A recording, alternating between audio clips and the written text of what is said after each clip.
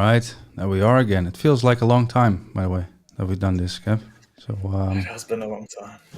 yeah, see, I'm messing up the intro again. All right, so welcome to another episode of Streaming Clouds.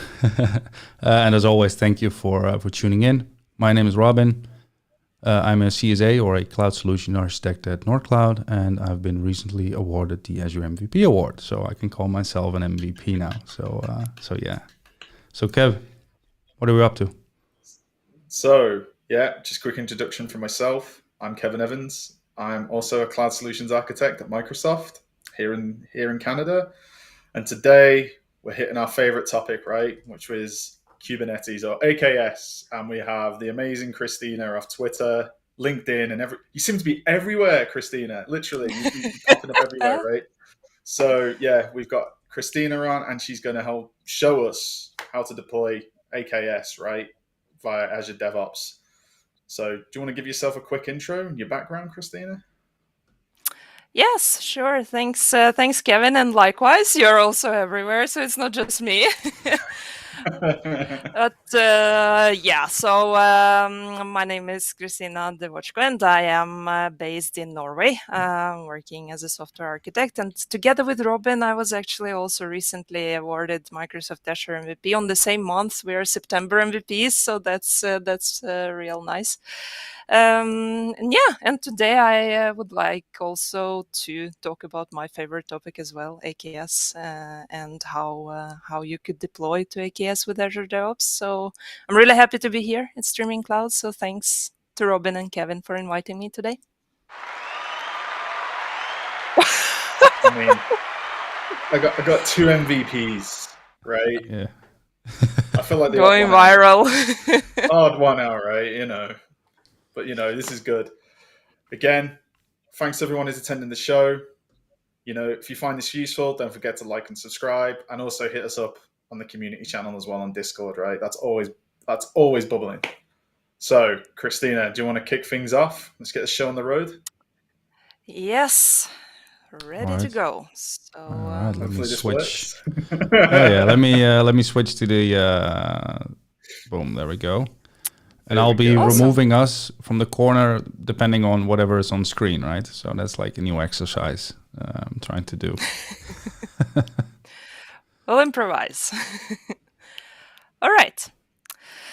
Yeah, so as I said today, there are so many ways we can deploy applications to Kubernetes and Azure Kubernetes Service, but today I would like to talk about how we can do that with help of Azure DevOps, and specifically Azure DevOps environments and multi-staged Azure pipelines.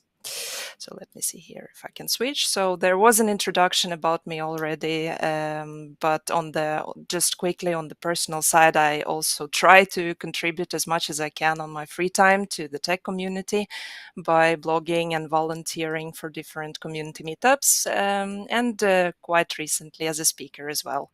And also on a personal note, I am a Potterhead and I love retro games. So if you haven't played or heard about the game called Cow the Kangaroo, which you can see on the right-hand side, that's a great example of retro games that I really love. And I don't think it was popular even in its days of fame during like 2000, but I still play it in compatibility mode on my Windows laptop because I think it's just so awesome. But enough about me. That's not why we are here. Today, we're here to learn more about AKS and Azure DevOps. And why did this session get to see the light of day? Well, if we take a look at the modern software industry, we can see that there are tens or maybe even hundreds by now of ways you can deploy applications, you can deploy microservices to Kubernetes. And if you think about enterprise organizations, choosing the deployment tool for an organization can depend on really many factors and use cases and requirements.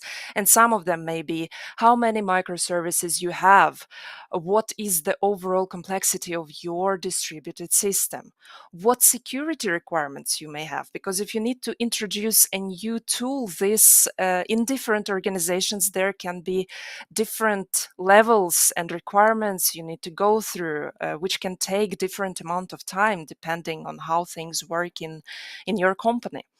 It's also has a lot to say about how much your organization is ready to kind of to build a more advanced technical platform, or if you are just starting things out, trying to get familiar, trying to get some more lightweight microservices up and running in an AKS cluster, and also what the capacity is in your team. Like, do you have a dedicated platform team, or do you have just a single resource or a few resources currently trying to set things up and make them production ready? And it also has a lot to say on which level of competence your team members and your resources in the organization have, because it's not given that you may have an in-house dedicated Kubernetes administrator, for example. And you may be in a situation where you are adopting cloud technologies, adopting Kubernetes, and then you are learning it as you go. So this has also a lot to say on what kind of deployment tool you will go for.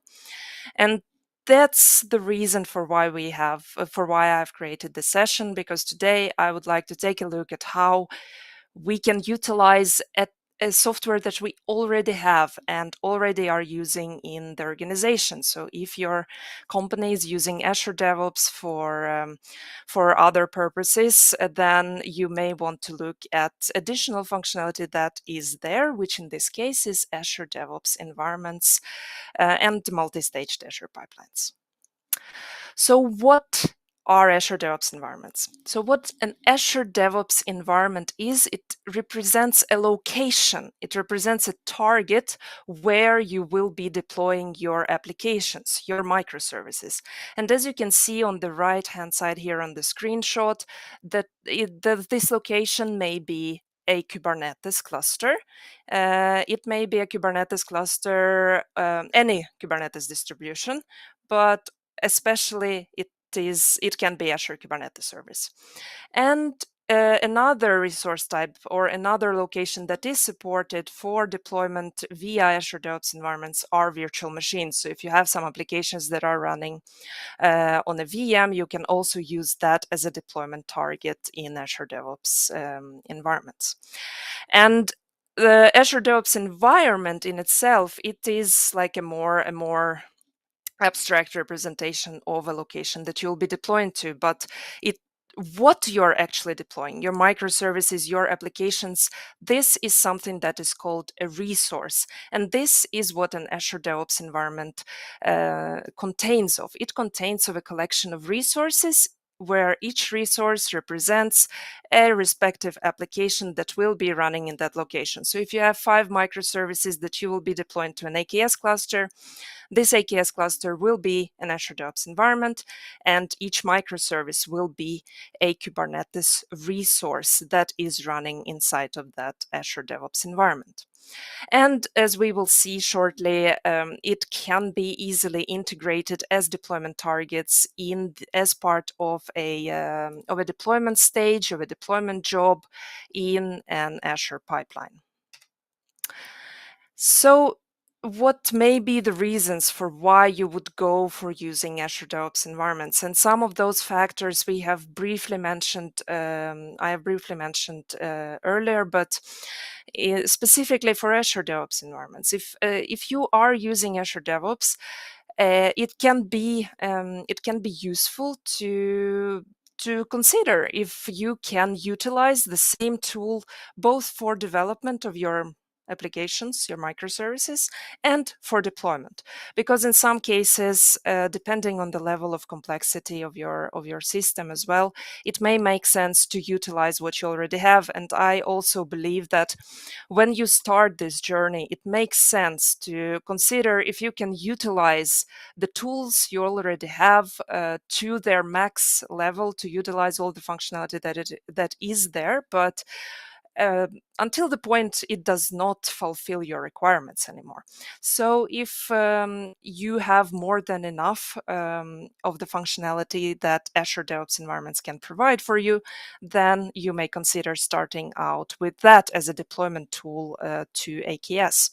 Another example, another reason for why you may consider that is the familiar UI. So if your developers, your QA, your security engineers, and your team, for instance, have been using Azure DevOps, you are familiar with the UI. You are very familiar with the tool, and therefore you will not need to get used to a new tool, learn how to configure it, maintain it, how to navigate inside that new tool. You could utilize the same UI, and the UI for Azure DevOps environments does not differ much from the other sections of Azure DevOps. So it will make kind of onboarding and trying things out, getting things out and up and running in an AKS cluster quickly.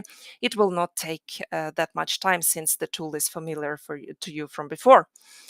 And another reason may also be the user-friendly initial diagnostics. So as we will also see shortly, if things go wrong, or if in general you want to check the state of your applications that are running in an AKS cluster, you can quickly and easily do that through the Azure DevOps UI, through the Azure DevOps environments page.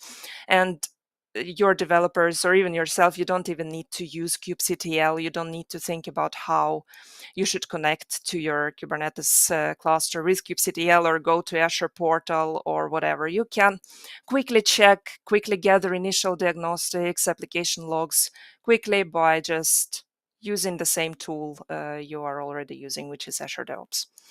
And another reason that can be relevant is also the granular security and access control with role-based access control capabilities that already are present and implemented in Azure DevOps from before. Because if you have been using it for a while, you have already set up what all the different security groups, all the different permissions that users and user groups may have, and you can basically utilize that to configure access both on the Azure DevOps environment level and on the resource level, which will make it much easier compared to if you would introduce a new tool. You would also need to see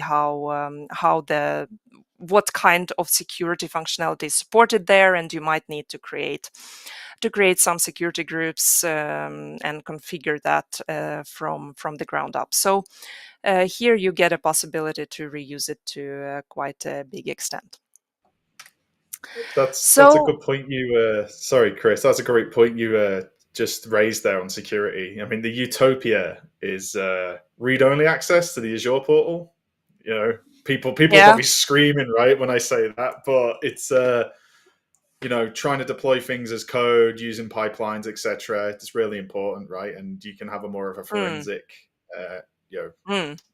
trail of what's happened, from a runtime or an access point of view. So yeah, and I mean, if you have like even stricter restrictions on the production subscription, let's say, and you may actually just give some reader access on the Azure DevOps environments level for the developers to quickly check things, but they can't do anything. So they can only check the overall state, which may be enough without, trying to go through this huge process of getting access to the production subscription. So this may be really helpful from my experience, at least. Yeah.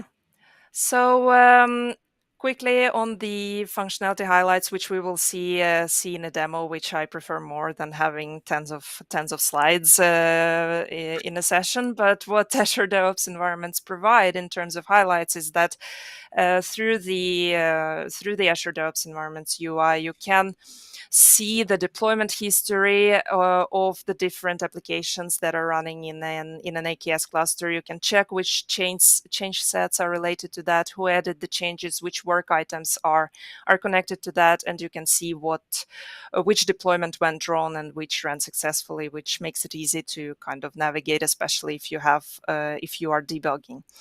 Then you have the possibility to set a more granular access control, both for the users, user groups, and the pipelines. So you can actually define which pipelines are allowed to use which Azure DevOps environments, which also makes sense to not just allow it to any pipeline that does not need it. So you can actually granularly allow and follow the least privilege principle, so that only what needs to utilize this can use it.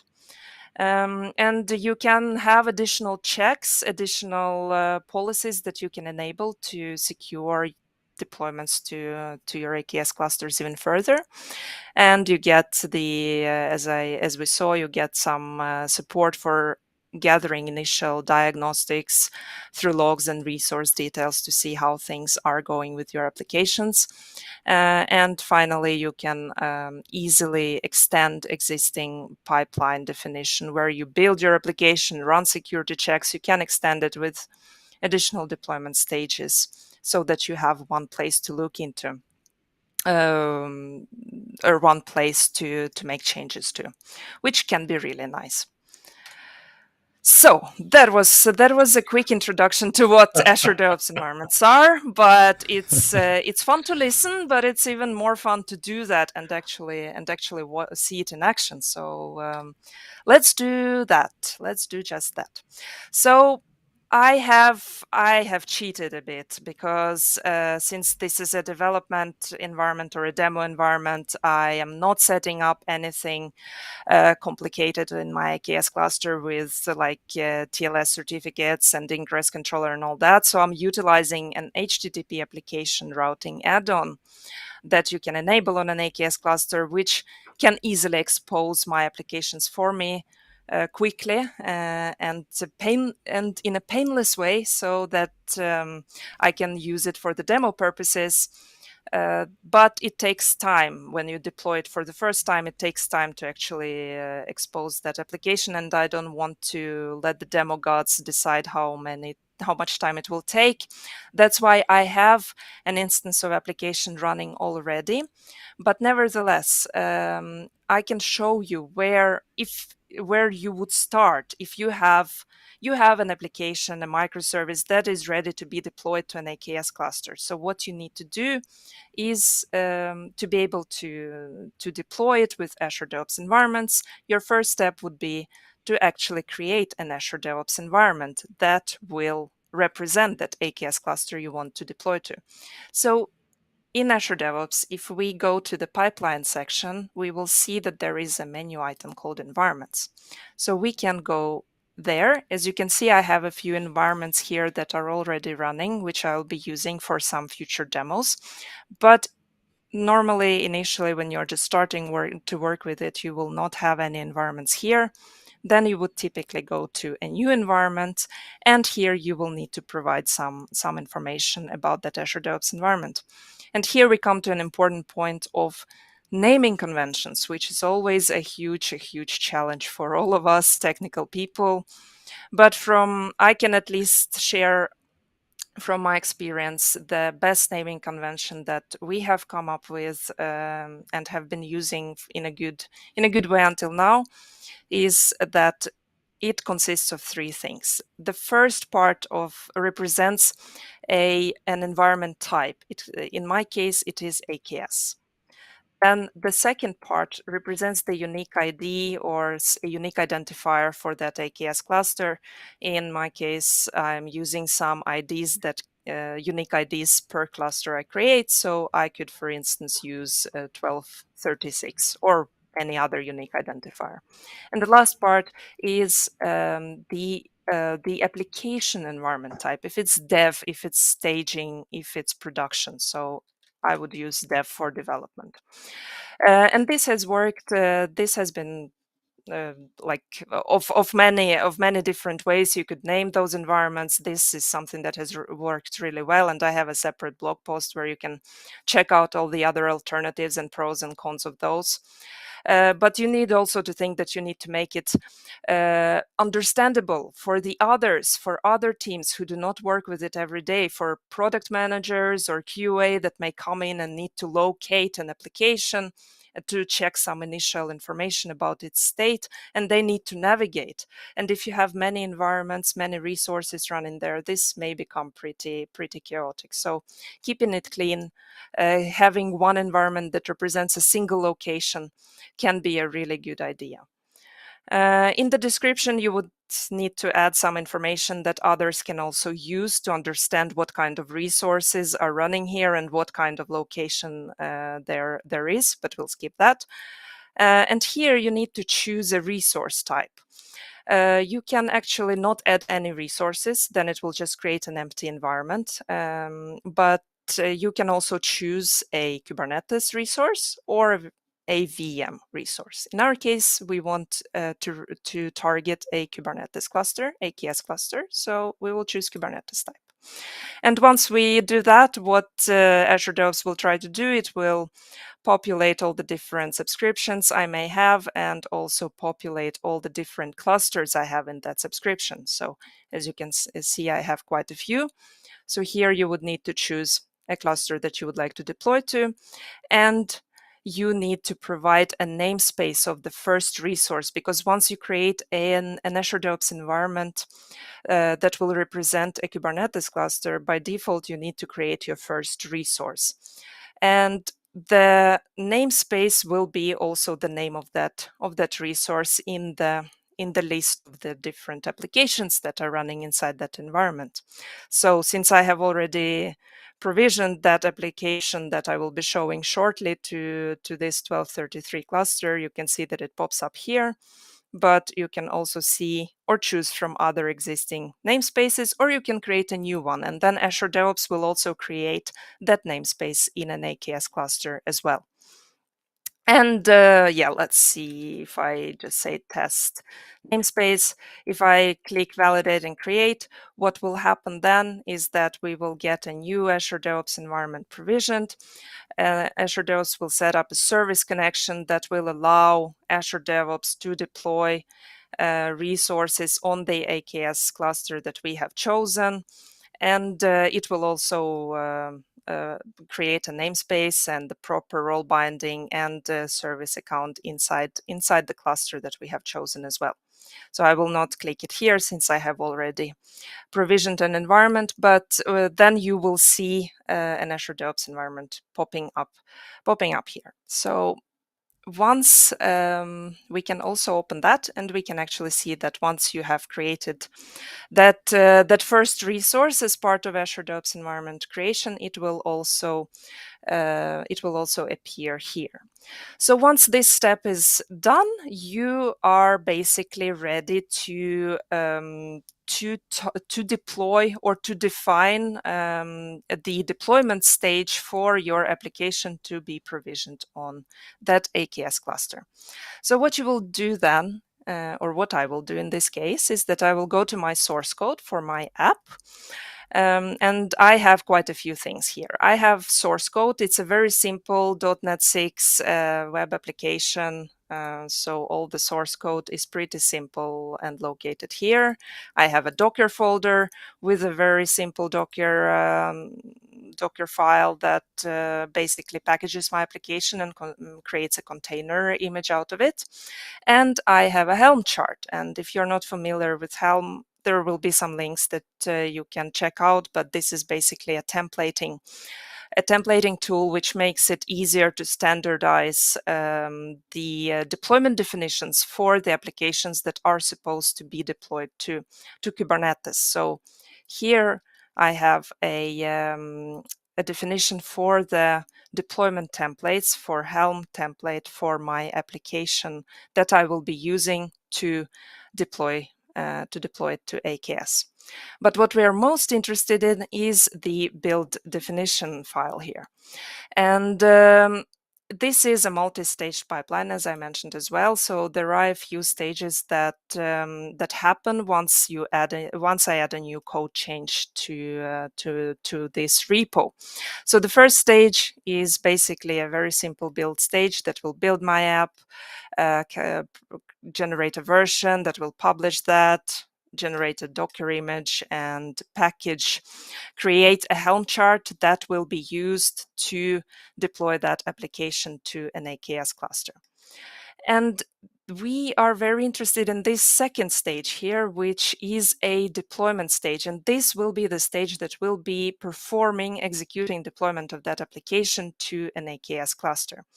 A few things to mention here is, for example, depends on. This defines that that deployment will only happen once the build stage has completed successfully. And another important point here is if you want to deploy your application via Azure DevOps environments, you will need to use a specific job type, which is called a deployment job. This is the job type that will let Azure DevOps know that it needs to use an Azure DevOps environment. And which environment it can use? It will find it in the property called environment. And you can here provide it in a hard-coded way, where you define the Azure DevOps environment name as the first part, and then dot, and then the resource, the Kubernetes resource name, or the name of your application, which is also the namespace that the application will be deployed to in the Kubernetes cluster. Or what I normally recommend is to use a variable group, because then if in case anything changes, in case you need to migrate to another Azure DevOps environment, or in case you need to migrate to another AKS cluster, you can just update it one place in that variable group instead of going into every single pipeline, into every single deployment stage and updating it there. And an important point here is if you want to use a variable group and reference the Azure DevOps environment through that variable group, you need to import that group at the root of your pipeline, because it needs to populate the values during compilation stage. Therefore, it will work only if you have it on the root level of your definition. And you can also reference the application name or the resource name here as a variable as well, but I didn't do that for the demo purposes. And once you have defined the environment property, that's it. Now you are ready to trigger your build pipeline. So let's take a look at one of the previous executions here. Cat Encyclopedia, I guess you figured out what kind of application that will be, but I will just open the last succeeded execution. And as you can see here, we have two stages, build and deploy. So if we go to the deploy stage and take a look at this deployment task here, we can see that our application was provisioned to this URL. So if we just copy that one just to see that it's up and running before we do some damage. Oh, A sea of green's always a good sign, right? It's just how many yeah. red X's did you face before you got to that sea of green? In case you don't trust me, here is the proof. So here is my application.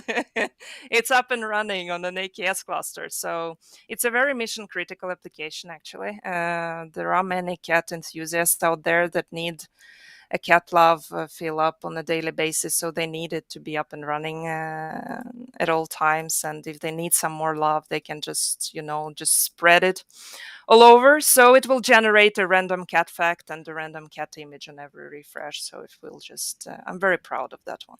But yes, so as we can see, it's up and running, which is really good, which means that we have configured Azure DevOps environment successfully. But since I cheated a bit, we can also go back and take a look at how this looks like in the Azure DevOps environment's UI itself. So if we go here, we can see that there are a few options here that are available for us. If you have multiple applications running in that cluster, in that environment, in that location, you will also see them here, and you can actually filter based on the status. For example, if the latest deployment succeeded or failed, you will then be able to filter on that.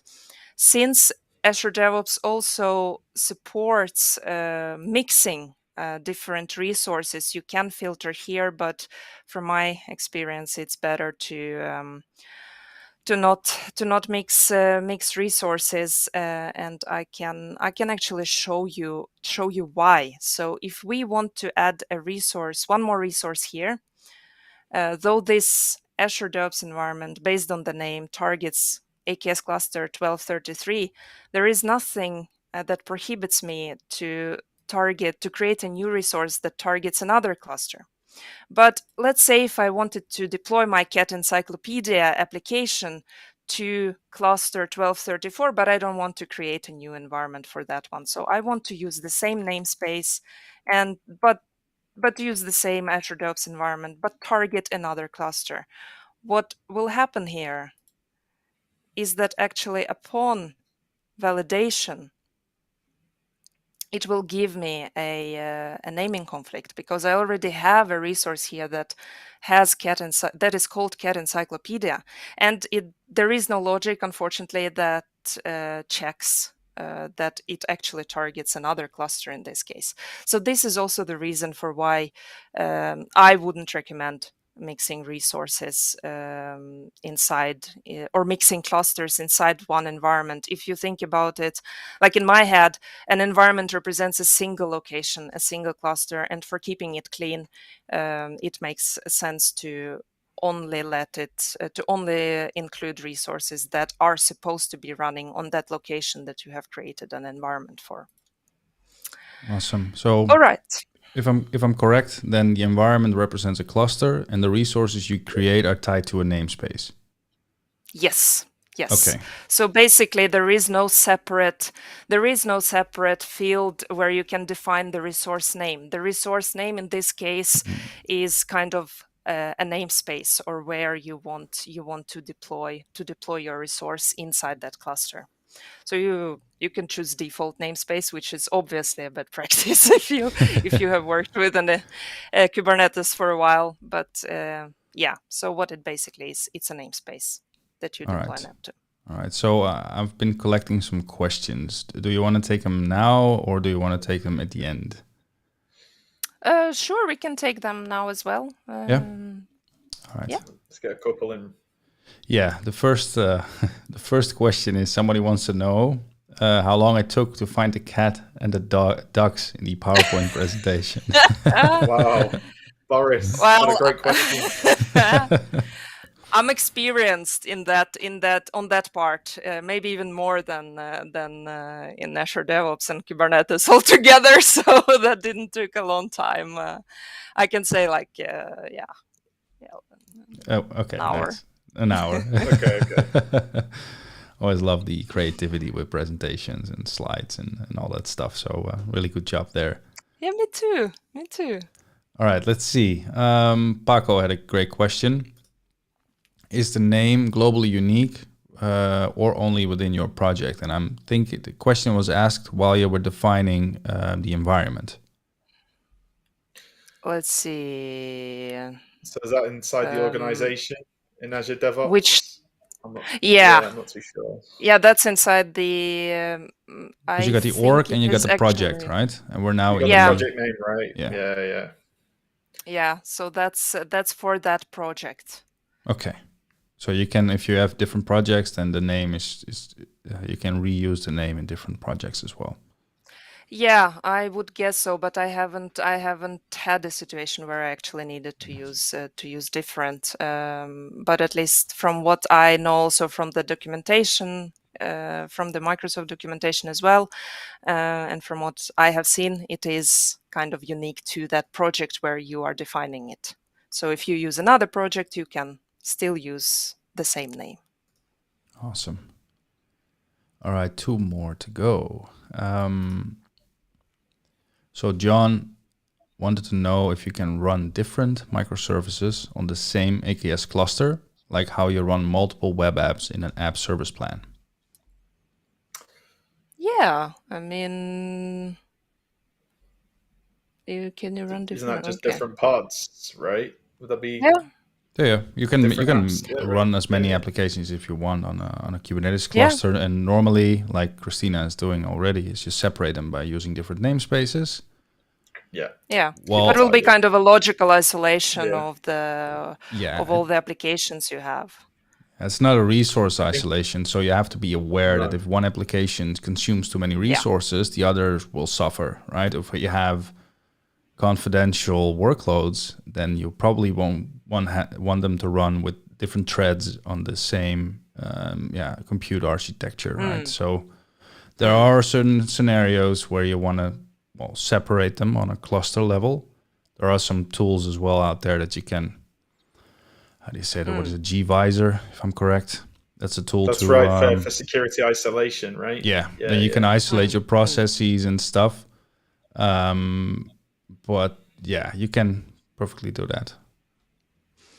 Yeah, and I think that's very important that you mentioned that, Robin. That's really great, because I think it is still a misconception that if you use namespaces and nothing more, like no network policies, nothing, then you have isolated kind of your tenants. Like if you're doing multi-tenant, if your cluster you want to run different tenants there and you just use namespaces, then it's secure by default. But it's actually no, so it does not provide any security. It's just kind of scoping the different applications inside the same cluster. Yeah, it's more of an administrative separation, right? Because you create this OUs. If you go back to the Active Directory days, right? And then you can put your resources underneath, right? And you can apply like role bindings on that specific namespace. You can apply resource policies on that specific namespace. But if you don't, like Chris just said, if you don't define any networking policies, then all the pods can basically talk to each other and stuff, right? So, but yeah, this is like, we're getting a little bit too much into Kubernetes, I think. And there are, well, I think the perfect That's the answer. Well, the answer would be it depends, right? But you can technically. Yeah, I was just about to say, right? Yeah. Technically, it's perfectly fine. It's perfectly capable or possible. What's the right word? Possible, I think, to run it on the same cluster. Right? So yeah. All right. Last one. Also by John. Is Docker the best tool to use for deployments? Or is there another easier or better option? I mean, for deployments, I mean, like if you are thinking about the way to containerize your images, I guess, because that's what Docker in this case is used for. That's kind of the most popular one, which is why many also reference containers as Docker, but Docker is also kind of a company. There are, of course, other ways, but they might not necessarily be as easy to use and as user-friendly as Docker. So at least the enterprises I have been working with, they are using Docker because it's working pretty well. It has a huge community. Unfortunately, changed the licensing option for not that long ago, but that's how it is. So I would say yeah, from my experience, that would probably be the first tool I would use to containerize my images. But there are some alternatives out there which do not necessarily provide a good administrative, like UI for easier administration, like Docker Desktop, for example. So I would also say it depends, but from my experience, I have used Docker, mainly Docker, and it has worked really well. Awesome. But it does not deploy, like if you mean to use for deployments, it's kind of not, not on that scale. It's not what that used for, but for containerizing containerizing applications, yes. Yeah, it's part of the process, right? Not the overall architecture things. Yeah. It's I completely agree. There are other ways, but please don't try to do that, right? there is one way that I've been using in the past. That was back in my GCP or Google Cloud days, I have to say, because I rebranded it. They have something that's called build packs. I'm not sure if Azure has it as well. That will just look at your code. It will determine what's needed, and then it will create like a minimized, there's another word for it, but a multi-stage Docker file underneath the hood or whatever it uses, and then it will create a minimized, as small as possible container image, which Docker will create as well. But Right.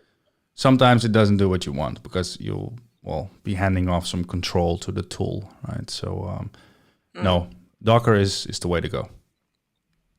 Yeah. All right. And then one more question, but we'll do that afterwards, John. If we could put any good URLs or resources to begin getting more familiar with AKS from the ground up. I can signpost that there's loads of stuff on MS Learn, and then there's obviously some of the labs that Chris has done here as well, right? So there are, we'll be able to get that after the stream. We'll create something, and Chris will include you as well in that. So if you have any good resources or any other information that you would like to include, then please, we'll handle that afterwards. We'll be fine, John. Yeah. We'll get you covered. All right. With that, no more questions, and that's good because I think we need to move on. Yeah, now I can talk a lot. So you it's good that you also tell me like how we're doing on time. But I can at least show a few highlights where we are while I'm demoing this. So now the application is up and running, and we have set up Azure DevOps environments, and we have our application represented here. So one thing I can show while we are also on the security topic, as I said, it has quite a good possibility to reuse the user groups and the permissions that you already have in Azure DevOps. But one more additional advantage here is that when we create a new resource as part of Azure DevOps environments, I mentioned that it creates a service connection that allows Azure DevOps to perform actions on behalf of that application in the AKS cluster that we have chosen. So what you can see here is the first service connection here is connected to this application that I have created as part of that environment. So you can see that the first part here is the name of an Azure DevOps environment, and then the name of an AKS cluster that Azure DevOps is allowed to perform actions towards, and the namespace of the application that it is allowed to perform actions towards. And if we go to the AKS cluster itself, though I said that you don't need to use kubectl for demo purposes, I hope that I can quickly do that. There were some issues with running command shell and sharing it with you. So I will use the built-in one in the Azure portal. So first, let me just create an alias and check if I am connected to the correct cluster here. Yes. So if we take a look in that AKS cluster inside of that one and take a look at our application, if I go to kubectl get pods in the namespace get encyclopedia, I can see that there is one pod running.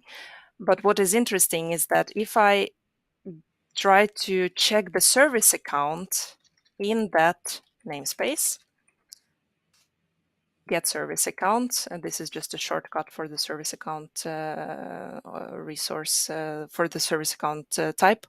So what we can see here, there are a few service accounts that were created by default, but this one is special because this is the one that was created by Azure DevOps, and we can see that by the asdev prefix here, and this has the same ID. No, never mind, skip that. Yes, this is the service account that was created by Azure DevOps in the namespace of my application. And this service account has specific permissions. So if we take a look at the role bindings in cat encyclopedia namespace, kubectl get role binding, we can see that there is a specific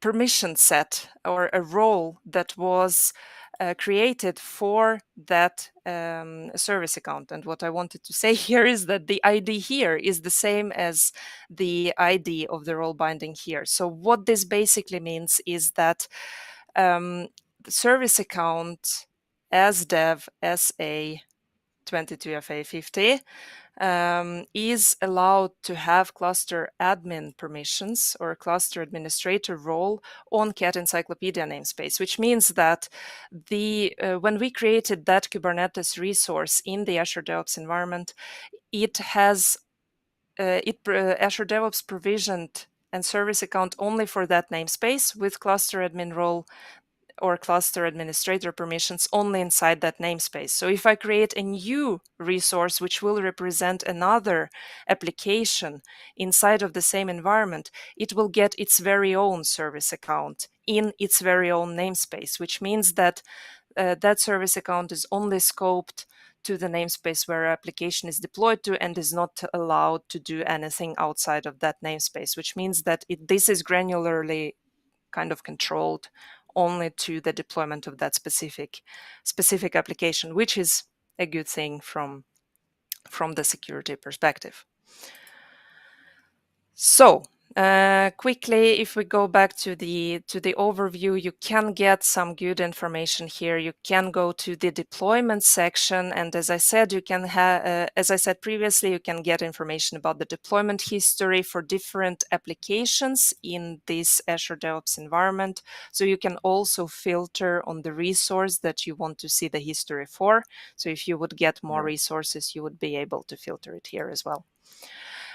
And if you go to a specific resource, you can also see, as I once again mentioned, the change sets that are connected to a specific deployment.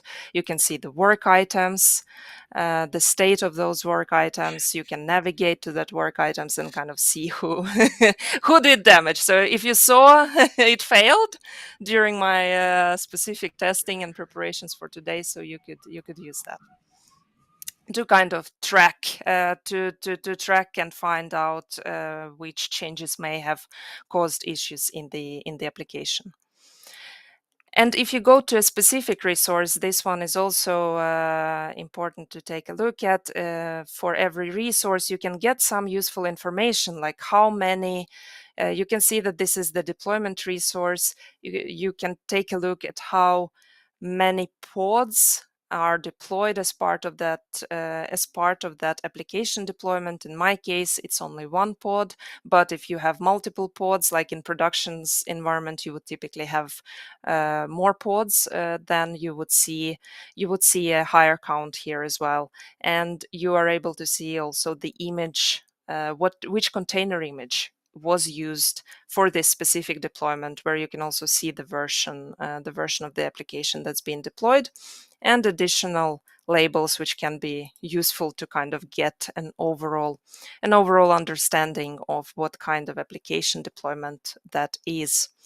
If we click on that pod section, we can go and take a more detailed look into the pods that kind of represent your application in an AKS cluster. So if you would have multiple pods, you would get them here and you can switch between them.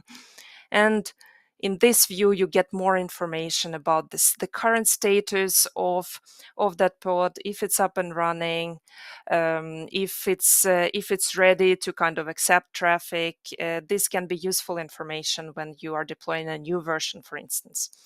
You can go to the logs section and get the application logs here.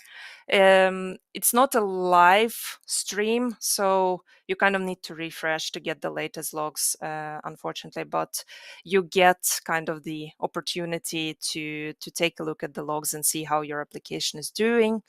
And finally, you can go to the YAML section and see the deployment definition. So if you're familiar with Kubernetes deployment templates, this is kind of the YAML formatted Kubernetes template that defines how the pod is this pod that represents your application, how it is configured right now in the AKS cluster that it is running in. So you can get some useful information from here. For example, if we scroll down, there is like a lot of information here. But if we scroll down, we can see once again which container image is being used, but we can also see if any resource and request limits are configured, which is an important one. If you are deploying applications to Kubernetes, you would want to configure those so that it does not use more memory and CPU than it should. And you can take a look if, for instance, health probes are configured, which also help you to avoid which also help you to deploy a new version of an application with zero time. So it can provide you some quite a lot of initial information that you would otherwise need to use kubectl for example, to do kubectl describe or kubectl logs to get this information basically. All right. So if we get back here, there is also an additional tab called Services, and this one can also provide you some information about what kind of service is configured. So if you're not familiar with the Kubernetes concepts, a service is an object type that abstracts the pods. Since pods can die at any moment, a service is kind of what stands in front and distributes traffic to different pods. So if, for example, one pod is in an unhealthy state, so service will not send traffic that way. So it will kind of be in front and be like a static resource that will properly distribute traffic towards the different healthy pods that that your application is running on. So you can get some information here about what kind of services, what kind of service has been provisioned and which pods it is associated with. How much time do I have? I need to ask just to be sure, because we still have 5 minutes until the hour, but I don't really have a hard stop. I don't know about Kev. Yeah, look at his face. He does. He does. All right.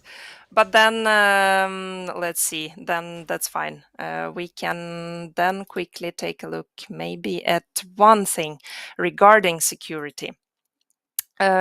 If we go to approvals and checks, then I will not have enough time to kind of configure all the different approvals and checks, but this is what I also wanted to show that is important. These are the additional controls that you can implement to secure deployment to a specific environment. For example, if you are using once deployment stage to deploy to development and want to deploy to production, you might need to have additional validations to secure that this specific deployment is good to go for a production environment. So if we open this one, we can get quite a few different checks that you could implement. Like, for instance, an approval from a trusted reviewer group. If you're not ready for a continuous deployment where everything is happening automatically and you actually want someone to approve the quality, may configure it. You can also configure which branches are allowed to deploy to this Azure DevOps environment, at what point, like business hours or like at which time window. And there is a bunch of others as well. Like if you want to do some additional alerting, for example, you could use Azure Functions or even a REST API if you do some, for example, do some statistics that you want to perform for each deployment.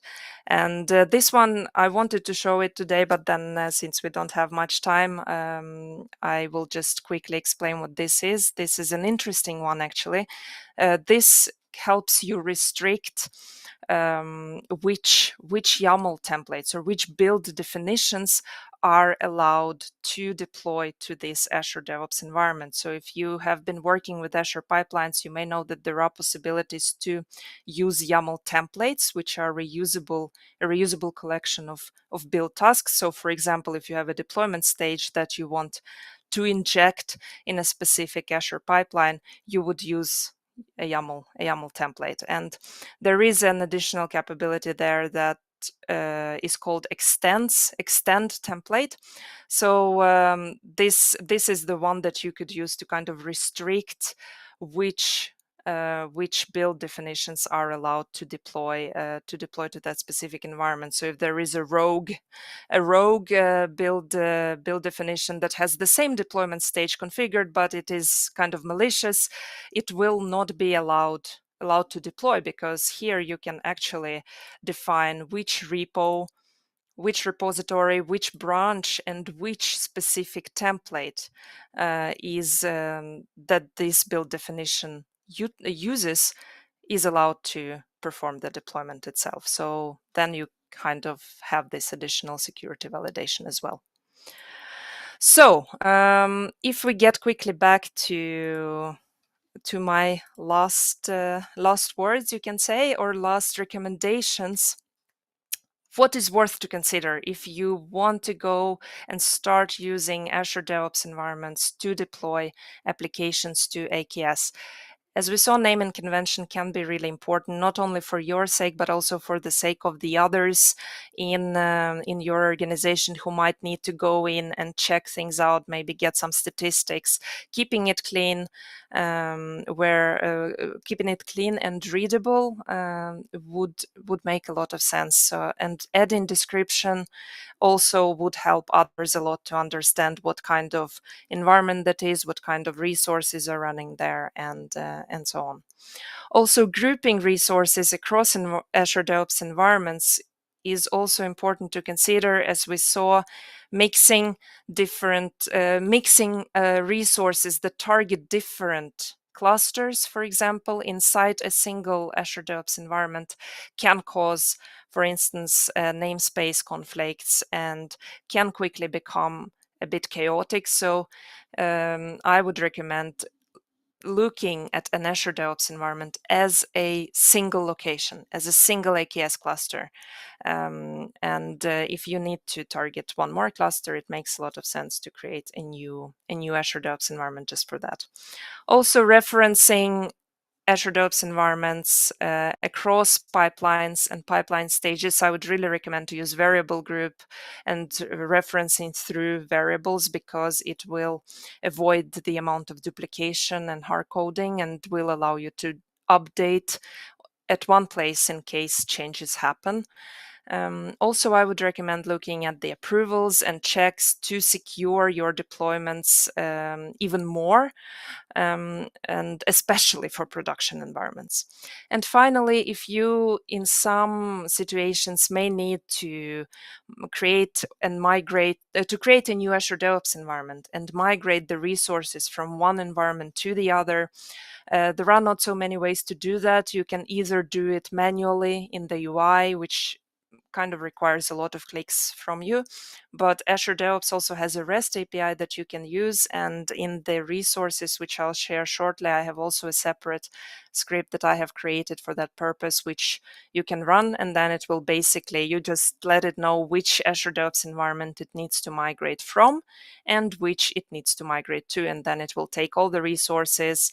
It will create this Azure DevOps environment for you if you have not created it yet, and then it will take all the resources from the existing Azure DevOps environment and migrate to the new one, which will also spare you some time and manual clicks. So I would also recommend testing it out.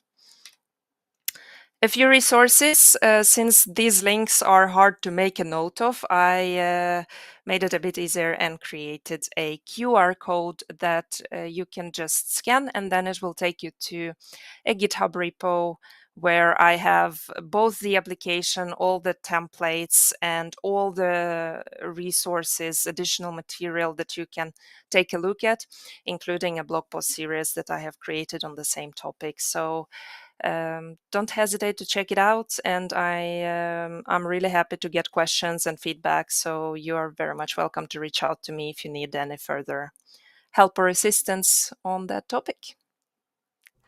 I hope I'm on time. We are. It's been amazing, Chris. I feel like we need to get Chris Awesome. back on and go through Azure DevOps, because I feel like that could be its own session alone, right? GitHub and Azure DevOps, the collaborative platforms for developers, right? So again, I learned some new stuff. I thought it was great. So cool. I thought, the information that was provided, again, I've probably got more questions that I want to ask than the answers that I got, right? Which also means it's a great session. So thank you very much for coming on. Same here, but I kept them in because I didn't want to extend the session too much. But yeah. But yeah, there is so much I wanted to show and to talk about, but it's always about time. So I am really happy to hear that you found it useful. We'll definitely get you back on. Definitely. Absolutely. I think it's some great value. I'll be happy to be back again. Yeah, that's the other thing, right? We're happy to have you on again, but are you willing to be on to come? Yeah. I'm always up for the challenge. Awesome. So there's a great feedback in the chat, great questions. So I would like to thank our audience as well for showing up. I just pressed the button again, for showing up and engaging, and it's growing, Kev. We're doing something right. They don't come for us; they come for our guests. Right? Whatever. So. I'm good either way. But yeah, I think you are doing great. Thank you very much. All right. So awesome. All right, let's wrap it up. Let's do it. Again, Thank you very much, Kristina, for coming onto much. the show. Thanks again to my esteemed partner in crime, Robin. And we'll catch you on the next one. You know where we are. Don't forget to like and subscribe, and always hit us up on the Discord community as well. Yeah. So until next time. Don't be a stranger. No, don't be a stranger. Bye. Bye.